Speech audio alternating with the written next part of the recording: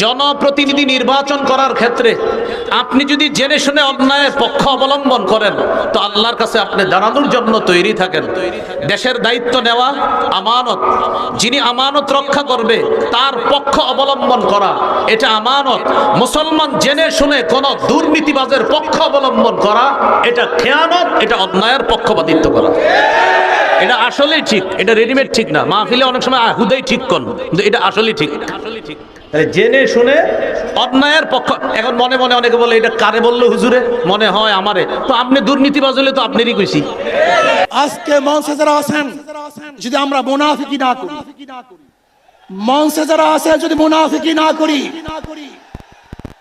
মুখের এবং কাজের কথা যদি একসাথে থাকেন, মুখের সাথে কাজের যদি মিল থাকেন, আমি এই লক্ষ জনতার সামনে কসম করে বলতে পারি আগামীতে ক্ষমতায় যাবে ইসলাম, ক্ষমতায় যাবে ইসলাম, কোনো সন্দেহ নাই। প্রিয় মুসলমান ভাইয়েরা, আমাদের দেশের সামনে একটা সময় আসতেছে, আপনি বুঝে শুনে পক্ষ অবলম্বন করবেন। আপনি কাকে সমর্থন করতেছেন, কার সাপোর্ট করতেছেন, এটা আল্লাহ দেখতেছে। আপনি যদি জেনে শুনে অন্যায়ের পক্ষপাতিত্ব করেন শুধু এই কারণে যে আপনার দাদা করছে আর আপনার বাপ করছে এই কারণে আপনিও করতেছেন, কিয়ামতের মাঠে আল্লাহর সামনে দাঁড়ানোর জন্য তৈরি থাকেন।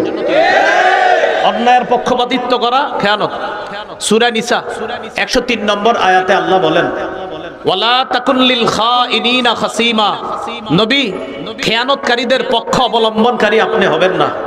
সূরা নিসা 107 নম্বর আয়াতে আল্লাহ বলেন, ওয়ালা তুজাদিল আনিল লাযিনা ইয়াখতানুনা আনফুসাহুম, যারা নিজেদের সাথে খেয়ানত করে নবী আপনি তাদের পক্ষে ঝগড়া বিবাদও করবেন না।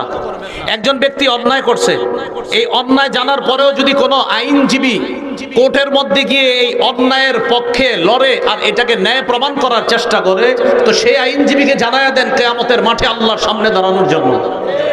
অন্যায় অন্যায়, এটাকে ন্যায় করার চেষ্টা করা যাবে না। আল্লাহ নিষেধ করছেন, লা তুজাদিল আনিল লাযিনা ইয়াখতানুনা আনফুসাহুম, নবী যারা নিজেদের সাথে খেয়ানত করে তাদের পক্ষে আপনি ঝগড়া বিবাদ করবেন না। এই জন্য প্রিয় ভাইয়েরা, অন্যায়ের পক্ষপাতিত্ব করা হারাম। আপনাদের সামনে অনেক মানুষ বলবে আমি যদি এই করি, আমি যদি সেই করি, তো আপনাদেরকে এমন করব তেমন করব। এগুলা শুই না আপনারা পক্ষে অবলম্বন করেন। ওই যে বাপে পক্ষ করছে, দাদা তার পক্ষে কথা বলছে, এই জন্য আপনিও তার পক্ষ অবলম্বন করলেন।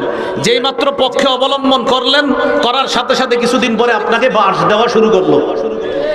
এটা আপনি জেনে শুনে অন্যায়ের পক্ষ অবলম্বন যদি করেন তা আল্লাহর কাছে আপনি দাঁড়ানোর জন্য তৈরি থাকবেন। মূল আলোচনায় চলে আসি।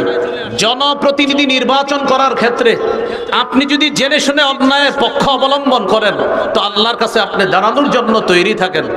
দেশের দায়িত্ব নেওয়া আমানত।